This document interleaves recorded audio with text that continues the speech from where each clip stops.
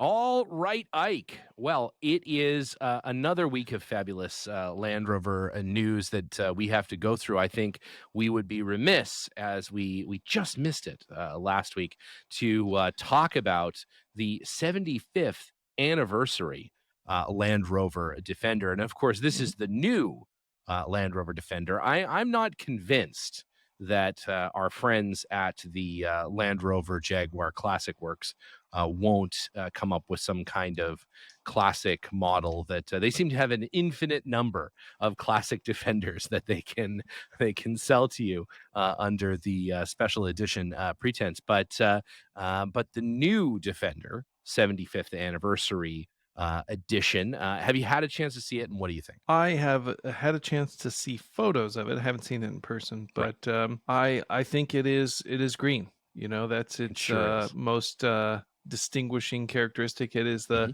the Hmm. classic green color of. I guess the idea is that it's the classic green color of the original production Q166 vehicle. Is that right? I think it's sort of supposed to be in that family, but that it I don't know, it has this pearlescence to it that it's a bit weird look. I feel like it looks like a tackle box that I had growing up that was That's like probably not what they were going for. Canadian Tire tackle box it sort of has that sort of that's sort of a motif a little bit. Yeah, it's interesting. I don't dislike it. But I am remiss if I were to say that I'm in love with it. You know what I did love? I did love the sort of heritage or whatever they called it last run of the Defender. Mhm. I think that this one is missing a couple important things. It doesn't have a white roof, which I think is interesting that they've decided if they're doing a now. I don't know that the goal behind this car was to do like an homage car. It I might mean, just be it's a like 75th anniversary feels edition. like feels like What's it the should what's be the point of it if it's not that? right. So I think it should have had a white roof. I think it's a little weird that it doesn't have a white roof. I think it should have Um, had a canvas top. That's Oh, what I wouldn't think. that's exactly right. This is the perfect time to announce the canvas top, Yeah. factory Defender. Yeah, it's just weird. I also and I'm not really like a big, like, wheel guy, I don't really care most of the time, but the fact that the wheels are the same color as the body, it just feels like too much of that color. Like, it's a fine color, I suppose, To be you fair, know? the original had body It color it wheels as well. absolutely did have body colored wheels, yeah. And maybe if these were like, steel wheel, like they had on the original, maybe it would work. I don't know. It's Mhm. I don't know. So your jury's still out for you on this car. The jury's still out. I mean, I don't know. I think someone will wrap the roof white, and probably put white wheels on it. Maybe that'll look cool. But no, generally speaking, I don't dislike the color. I think the color's fine. I do kind of wish they had done something a little bit more than just the paint for the. Do we know it's paint or is it potentially simply wrapped? It's a black I'm not Defender, sure. just I'm not wrapped. sure. I know the name of the color is Grasmere green. Ooh, where's Grasmere? What's the significance of that? I don't know the answer to that. No, it could have been Yeah, easily and the original Googled. I color I wouldn't think know. was just green. They Just just green. They called just it green. called it Yeah, green. Yeah, it was the green one or the red one or the blue one. Yeah. yeah. Yeah, I don't know, I don't know. Like I said, I don't dislike it. I Mhm. think it's an interesting color. It just feels a little monotone to me. Feels like a little one sort of just one volume, It doesn't have a lot else going for it. No side ladder. I mean, to be fair, that's kind of the original, right? It's It's just true. no It's true. frills, no It's frills, true. no extra stuff. No, Mhm. I mean, it has some extra stuff inside, but Yeah. as far as the spec of the vehicle, it's You're right. basic, right? You're right, and, in fact, this shouldn't have come with a roof at all. Forget about a soft top, it should have been an option to add a roof to it. It simply should have come with no roof, The roof no door doesn't tops come out for another year. for another year. Yeah, you just had to use a If tarp you for a while. remember, they That's didn't they exactly didn't right, start yeah. making those roofs. Yeah, still There there. was no roof for it, so, Yeah. yeah, I think that would have been more efficient, more then there would have been a 76th anniversary roof. that you just put on your 75th anniversary car. That's No, right. that's all right. It's yet another day, another specially painted new Defender. So, Possibly painted. but what isn't just specially painted? It is specially wrapped and does have a bunch of shit all over the outside of it. Is the TReK Defender, like we talked about last week, but now the TReK event, the 2022 TReK event, has actually happened, and a few of our good friends, Jeff Aronson, was out there in the mud and camping, I guess, on the roof of his TReK Defender. It's interesting because now they are number of 100. So I wonder, did they make 20 cars or 30 cars rather to make it from 70 to 100, or did they make 100 cars this year? It seems as though that number might just keep going up. Whereas I guess I thought that TReK 2021, they just had 70 cars that they'd made, but maybe that's not the case. Maybe they only make 30 cars or something per year, and they just keep incrementing that number, because I can't imagine that they would have needed 100 cars for this event. That just doesn't seem like it makes any sense to me. You don't need 100 cars for the event, but you need as many cars as you have chips to sell them. That's exactly right. That is a good point. I don't know where they would find 100. Where they find 100 Defenders? That's why you can't buy one. They've been stockpiling them for a year to do this event. 100 Defenders. That's a pretty significant number of Defenders, given how difficult they are to find. They're taking all the ones that have been returned under lemon laws and then wrapping them. That's a good point. There is also another. Speaking of a wrap, and we do have to. We're going to have to get before we move on. We're going to have to get Jeff Aronson on to talk about his TReK experience. I would love to hear it told through his very unique perspective and camping out there in the woods and all that sort of business. It's Not to mention his homey New England accent. I can't wait. It's like a warm bowl of clam chowder, that guy, when he talks. It certainly is. And you can hear the crackling fire in the background, during the interview. They say, it really is. It really is. One of my favorite people. And so we'll have to reach out to him and see how things went out in the wilderness with the new TReK cars. And they're cool looking, and that. But again, speaking of a wrap, there is a fun article that you actually sent me of jointforces.com, which I know you are a frequent peruser of jointforces.com. Subscribed. Yeah, hard subscribe with notifications. All about a Land Rover Defender being used in military service. But the twist here is the new Land Rover Defender for military service. So what's the deal with that? I think that a lot of people have complained that the Land Rover has sort of overlooked the commercial and military role of the classic, Defender, or the traditional role for the Land Rover, and pursued the luxury market, which, it makes sense. You're either a volume business or you're a margin business, and they're a margin business, especially with the supply chain. They're a real big margin business. So, this particular variant has been displayed at a military trade show, it looks like. And they've got a couple of the new Defenders. They're wrapped in drab green. They've got drab green steel wheels. They've got a snorkel. They've got winches. Got a few like military-esque, and I think there's probably a company that's trying to shop these around to, maybe a government contractor or a paramilitary group of some kind, that might order these vehicles for use in some capacity. Whether it's real, general service seems unlikely, but it's kind of interesting to see them mocked up that way. Well, yeah, and as I think everyone knows, the TUM, which is the British Army's truck utility medium, is the Wolf 110 right now still. And at some point, although those things do tend to last forever, at some point those are going to kind of end of life, right? Like the TUM is going to sour, and then you're going to need to replace it with something else. Yeah, and the question is, what will that be? What do you think? I don't know. I mean, over here we moved to the Oshkosh car that replaced the AM Yeah. General Humvee. Yeah.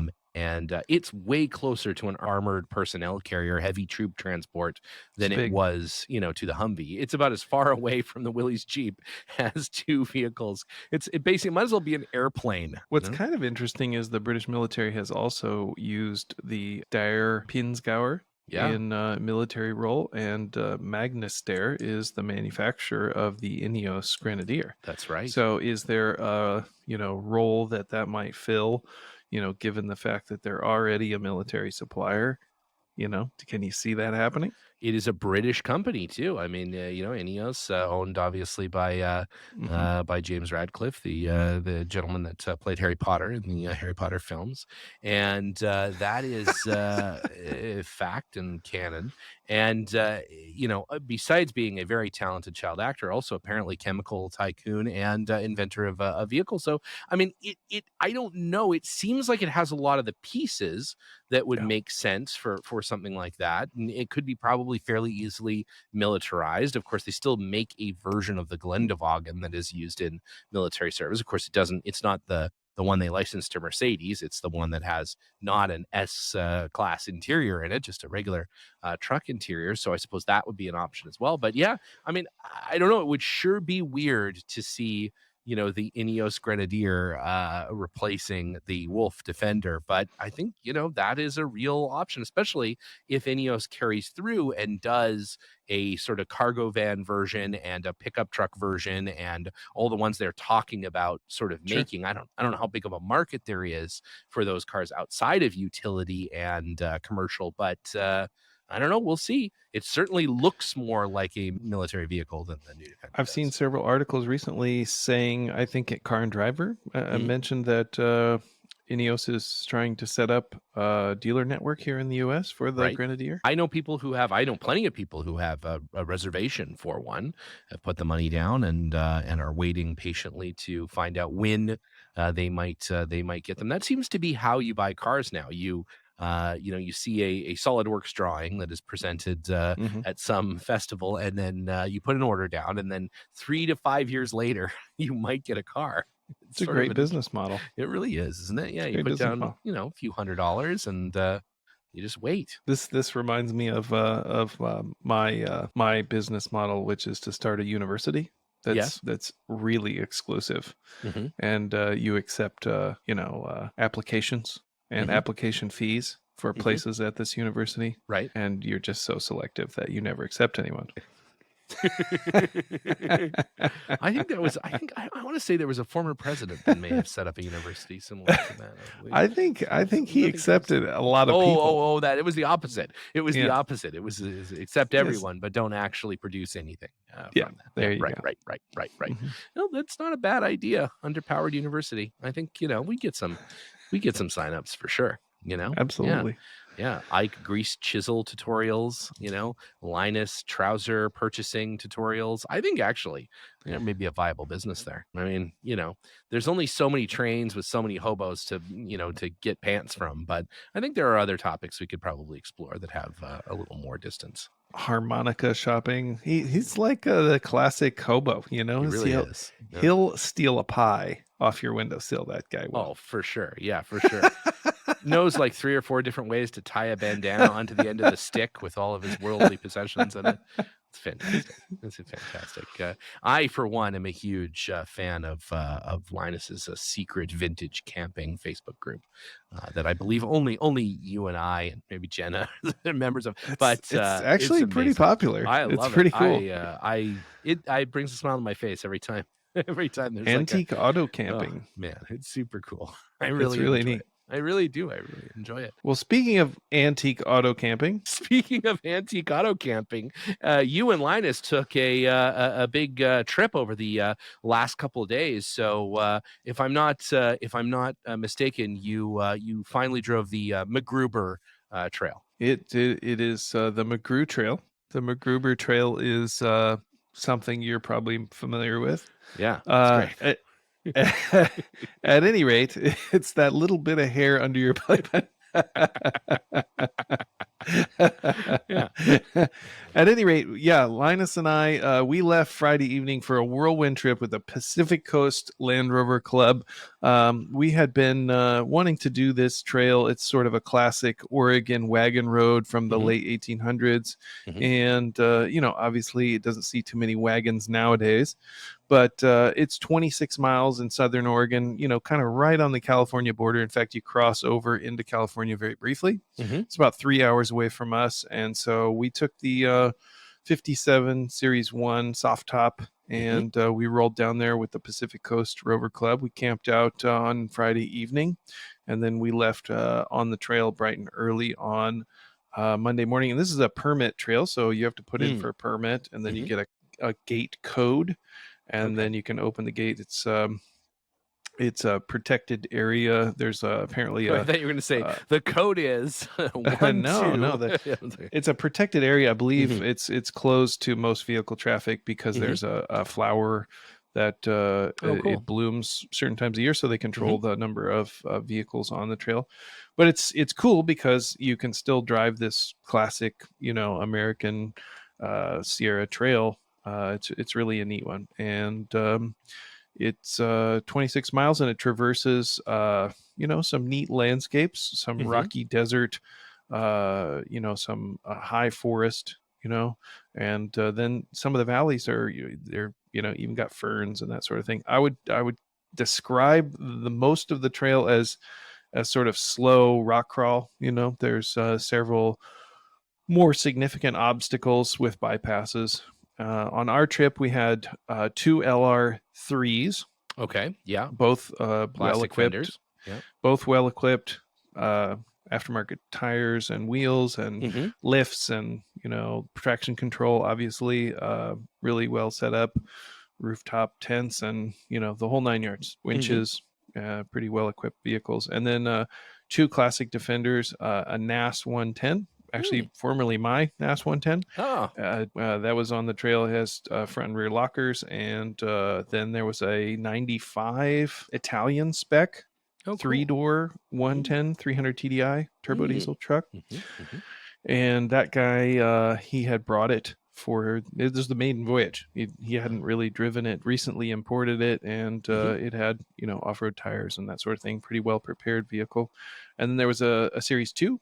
Nice. A Range Rover with a 300 TDI, and then my Series 1, and it was great. So we did most of the harder obstacles in the Series 1. It did pretty well. Some of the newer trucks, were held up by their wheelbase or whatever. The most capable truck was a Discovery 2, which I think was borrowed. And everyone knows that the most capable truck is a borrowed vehicle. Yeah, that's because you don't give a shit what happens to it. So and that guy, his expedition, overlanding kit consisted of like a box of wheat thins, a tarp, a set of golf clubs, and a tire with no wheel. Which, as you know, is the official Underpowered Hour overlanding kit. It's available through Pangolin 4x4, shipped actually inside the tire. So it only had one front fender, and it was dented throughout, and it had seen some trails in the past. Yeah, that sounds like the right kind of rig. It did really well, mostly because he didn't care what happened to it. Once he was able to get the center diff lock fixed, it really took off. He just kind of pointed it at an obstacle and floored it. And, just bounced through it. Nice. Did really well. So apparently last year or the year before, somebody had unfortunately met their untimely demise on this trail. They had kind of slid off of the trail, and there's a couple places where the exposure is really steep to one side, and he rolled his Jeep Rubicon down a pretty steep embankment and didn't make it. Didn't make it. Yeah, that's pretty terrible. Anyway, it's beautiful scenery. There's some waterfalls. There's some nice swimming areas towards the end. Nice campground, sourdough campground. Really beautiful area to explore. I'm looking forward to going back. So we finished the trail about 6 o'clock in the evening. So Yeah, it's pretty late. Then we hung out and had a little snack, and then we hit the trail again. We left immediately after finishing that trail, and we drove 4.5 hours. Oof. And then that back to O'Brien, Oregon, and then we did another 2. So we got home about 1:30 in the morning so that we could continue the shop move. Yes, of course. How is the shop move going? It's I think we're good. I think it's this is the last week of the shop move, and hell or high water, it's gonna get done. So I'm looking forward to being past it. And what was the fate of the Linus solo toilet? The Linus Solo, it was removed and disposed of by a hazmat crew. That's too bad. I think I'm always going to regret not having partaken in that. I can contact that crew and see see if they could- they could find it, and we could ship it to you, and you could I install it don't know in if your it's own so shop. much about having it in the middle of my shop as having it in the middle of your shop. I think that was the appeal for me. Less so just the open Pittsburgh style toilet. And I was in fact corrected. It is 100% the Pittsburgh toilet. At one point had said Chicago toilets are the ones that are just open in your basement. It is 100% the Pittsburgh toilet is the one that is just a solo free toilet in the basement of your home. So you know what, I have to say it is something I feel like I want to try out. I'm just saying, just once, anything Don't let me know how that is. Yeah, I'll shoot an Instagram for it. We'll post it up online, and we'll add that to people love watching me assemble beadlock wheels. Apparently, that was an extremely popular Instagram video from this past week, putting the tires onto the rim. But I didn't actually shoot putting the tires on the rim because I had to go over to our friends over here at SCB Wheel and Alignment, and they mounted them for us. Smart. Yeah. If you buy a tire machine, it's like buying a trampoline. You're just gonna get a bunch of injured kids. That's exactly right. And these braid wheels, because they have the ridge on the inside of the tire for the bead to lock against, we just kept putting more air into them until the bead set, and everybody, as the pressure went up, backed a little farther out of the room until they finally set. But they take a pretty good amount of air pressure. I think their shop air goes up to about 150 pounds, and a couple times we came like startlingly near that, seeing as the maximum pressure on the tire is only 80 pounds. It was fun, but all set and all locked and looking good. Speaking of beadlocks, is there going to be some kind of unveiling of this vehicle? Are we going to see some pictures of that soon? No. Okay. Yes. I'm glad you ask, Ike, because we are doing the big photo shoot, all tasteful, some nude, but all tasteful, on Thursday, as the wrap has been applied by our good friends here in Santa Clarita at 111. Chris and the gang over there have done stuff for us in the past, and man, they wrap trophy trucks and stuff for a living, and RVs and all kinds of insane, media and sponsored sort of stuff. So they are real good at it, but they have really outdone themselves, and man, they did it super quick, and it looks so good. Looks so good with those fantastic braid wheels on them, with the beadlock ring and everything all matchy full sail orange. It is pretty outstanding. So just working out the last few little kinks with getting this racing fiberglass racing hood on there, doing a little secondary fiberglass work to make sure it all fits properly, and then she's off for the big photo shoot on Thursday, because the car ships to Reno on Friday, and Liza and Jenna ship on Friday. I'm sorry, on Saturday. We've got a crate prepared for them, and we'll fold them up in there and throw in a box of wheat thins. Yeah, all that's left is to drill some holes. Yeah, just drill some holes and drop in some almonds and set them on the FedEx truck, and they'll all be in Reno by late that Saturday, which will be super cool. Can't wait. We're actually going to talk to them. So mark this on your calendars, live from the Rebelle start line. Well, from the Rebelle start area, not necessarily the start line, on Wednesday, October 5th at 5:30, and that is Pacific time, live on Instagram. That'll be both, I believe, the Overland Her and the Underpowered Hour Instagram on the 5th of October at 5:30 Pacific time. That's in the PM, not 5:30 a.m. And then you'll be able to follow them live as they progress through the Rebelle social media. They have an app where you can actually see them on a map and then like try to tell them they're going the wrong way. And then of course there's the daily YouTube show that the Rebelle produces. And so I suggest, if you're interested in tracking Liza and Jenna's progress, that you head down. What is their team number again? 155, team number 155, the Full Sail Dream Team. Should be great. So they will be driving the Full Sail University Dream Machine, a 1994 Land Rover Defender 90. The only time it has ever been attempted in a Defender 90, in a classic Defender 90. I think there's a good reason for that. So we'll see. We'll find out. Yeah, we'll find out. We've just stacked higher, where normally you'd be able to just fill the inside of the 110. We've instead just gone higher. It's like an English bus. There's just many layers of shit all stacked on top of each other.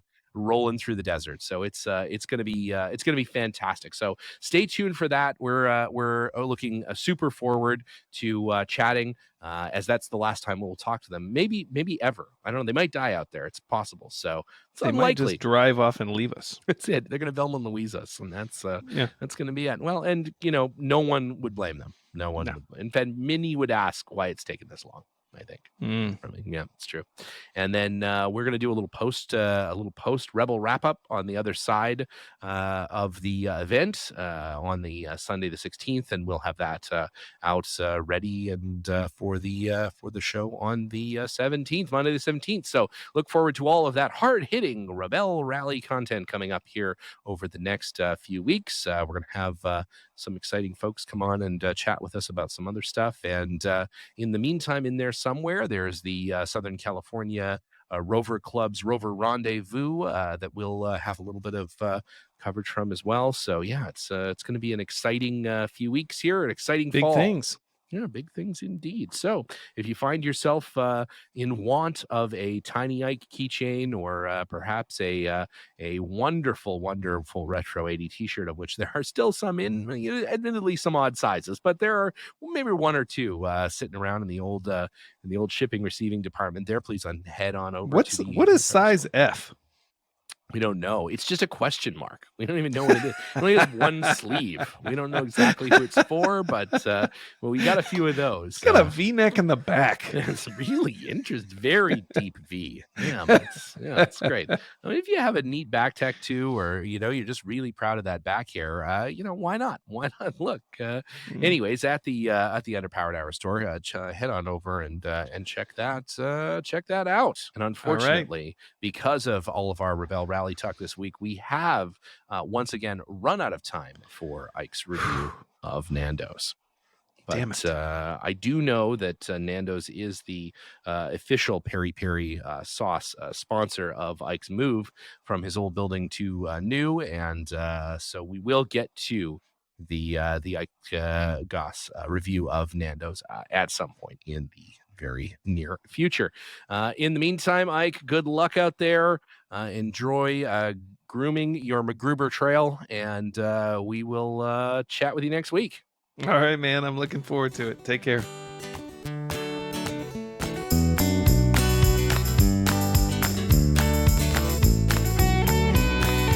The Underpowered Hour is produced by Liza Barris, Ike Goss, and me, Steve Barris. Pavel Svardov composed and performed our theme music. Consider supporting the show on Patreon, and if you already do, thank you. Your support makes the show possible. For even more, check out our Instagram or Facebook.